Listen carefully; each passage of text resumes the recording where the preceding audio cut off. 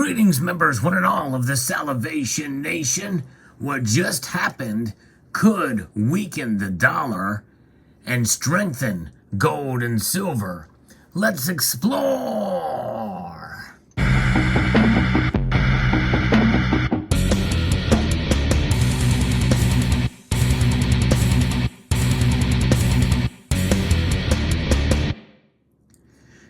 Now, when you think about a weak dollar, you have to think about it in two different ways. Number one, the value of the dollar compared to where it was measured against some other point of time, or the strength of the US dollar as measured by the dollar index.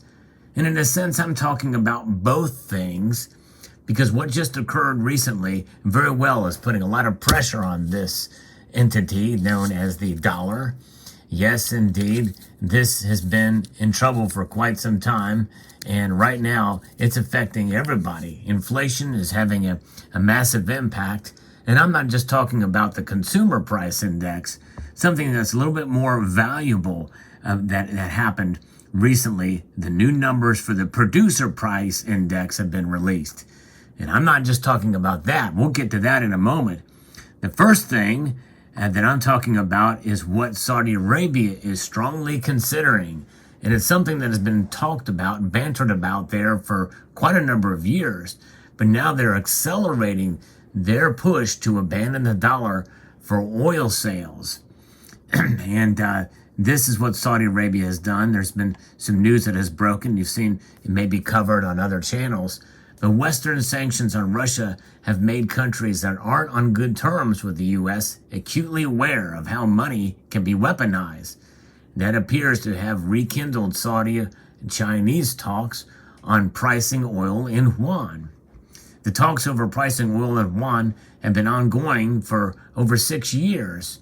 But there's a report from the Wall Street Journal that they've accelerated as Saudis have grown increasingly unhappy with decades of the U.S. security commitments to defend the Kingdom of Saudi Arabia. The report says the Saudis want U.S. support for their intervention in the Yemen civil war. And so far, we have kind of stayed out of that. And just goes to show you how entangled this stuff can be. Geopolitics does play a huge role. And by the way, domestic politics can as well. But I think geopolitics, in a sense, is more ever expanding by definition. About a quarter of Saudi oil goes to China. That's a huge amount for sure. Crude oil has been down lately, but that can definitely go back up a little bit or more as things accelerate on or off in there. We'll see what happens. But nonetheless, that is a concern. If they're accelerating talks and if they do abandon the dollar, that is going to weaken the dollar status around the world as the top reserve currency, because 40% or 25% of Saudi Arabia that goes to China and then sell it in yuan, that is a pretty big chunk. And though it wouldn't necessarily kill the dollar as a reserve currency, it will put a lot of pressure on it. You know, the BRICS nations and certainly our enemies want to be able to abandon the dollar. They don't want to be tied to the dollar. But nonetheless, when Henry Kissinger put us on the what's known as the petrodollar in 1973, that's the only thing that essentially saved the dollar after Bretton Woods, because the dollar has not been on a gold standard, and it was only barely on one from 1944 to 1971 when Nixon closed that window. And so we did see inflation that happened in the early 70s, and then they tied everything to the dollar. All transactions for oil and other goods and services were done in the dollar.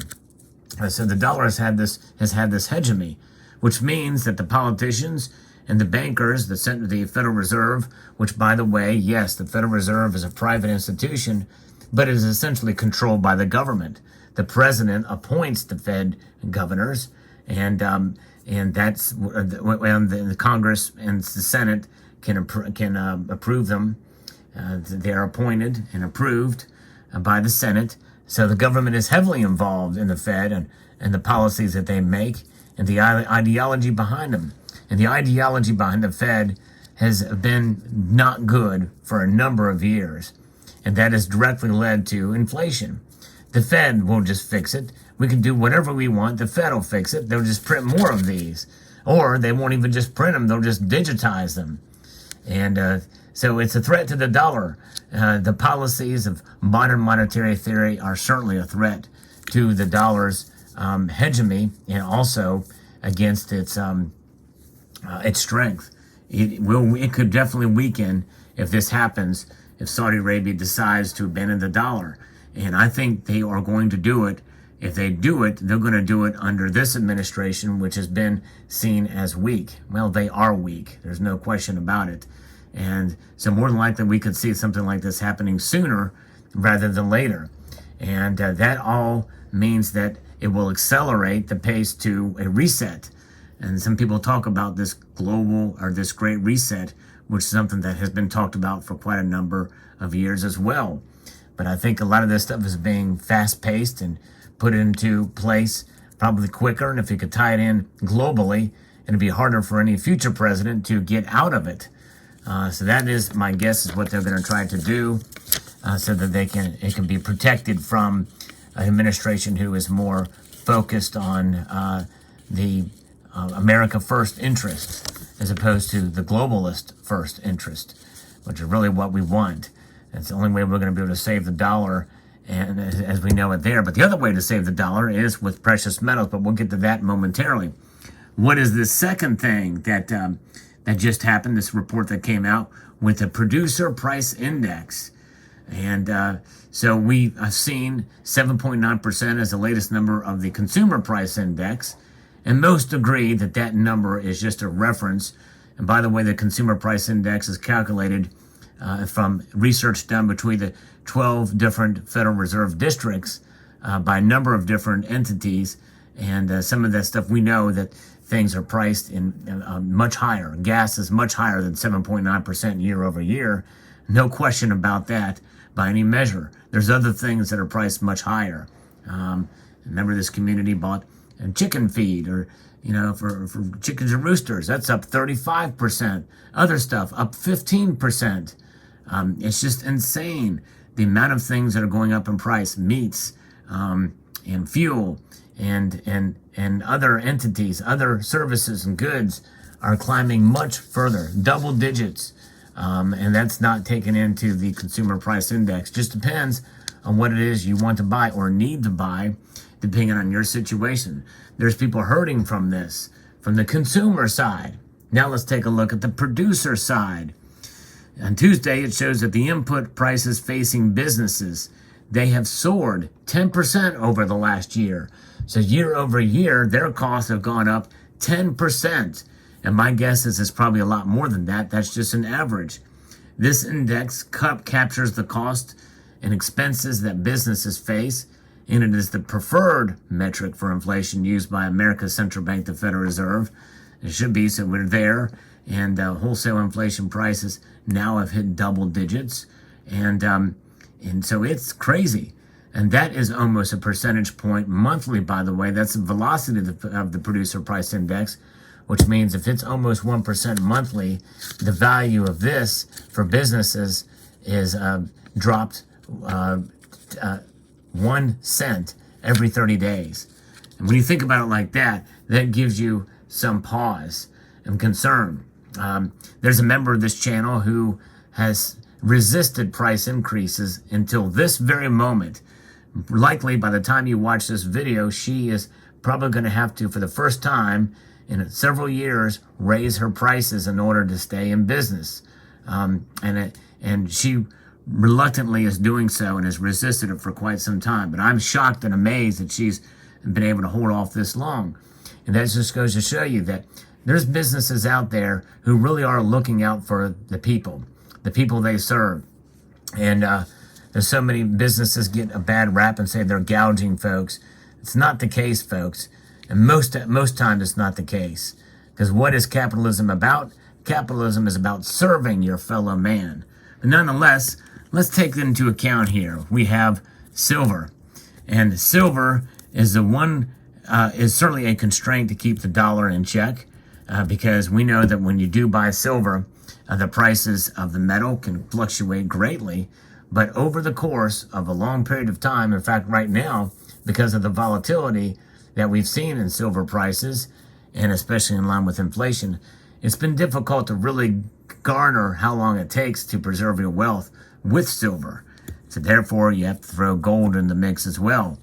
Gold has recently reached its all-time highs, and it is a metal that certainly is performing very, very well against these other currencies that are out there, the dollar included in them. So take into account all of these different things and aspects of it. Well, you know, you've got a recipe. You've got a recipe for saving in precious metals and preserving your wealth, or a recipe of spending these dollars as fast as you can now in order to protect your wealth for certain goods and services that you need to buy. Cyber Curtain Twitcher, a longtime member of this community, did a great video talking about that very subject. Check out his channel. He did a great video showing that if you can't afford to buy silver or gold, or you don't feel comfortable given the price fluctuations, you can take these dollars or these pounds or these euros or whatever currency you have and buy 2 or 3 of one thing now before the prices go up even further, especially if they're not perishable. But yes, indeed, 10% over the past 12 months, month over month increase, about 0.8%. And this is the inflation that really matters the most because companies are directly affected by it. And it's just a confirmation of what we already know. And it's a problem undeniable for the Federal Reserve, since this is the data that it follows most closely. At this point, they have no choice but to stop printing money like crazy. It's got to stop. And by the time you see this video, more than likely they will have raised rates 1/4 point. But that's just a drop in the bucket compared to what really needs to be done. And they need to stop printing that money. And so it's insane what's going on here. So there you have it. So gold and silver are ways to protect your wealth over the long course of time. A way to help you in the short term with inflation is to, yes, double up on toilet paper and goods and services, which is going to probably hurt the supply chain because that means they got to stock up even quicker. But more than likely, a lot of people probably get that and are starting to do it. But nonetheless, I am more thankful now than ever before that I have gold and silver in my portfolio. And I hope you are too. Stacking gold and silver is something that I've been doing for quite a long time. And if you're new to it, it might be something to look into and consider. The prices are volatile right now, but what is it about? It is about saving. Silver and gold have been stores of wealth for thousands of years, and they will continue to be for thousands of years from now. They transcend all fiat currencies, as fiat currencies typically live and die by essentially the fault of humanity trying to control them, trying to debase their currencies in one way or the other. So there you go. I hope you found this video insightful. I would like to extend a multitude of gratitude to you all for taking the time to watch, and to encourage you to please rate, share, comment, and subscribe.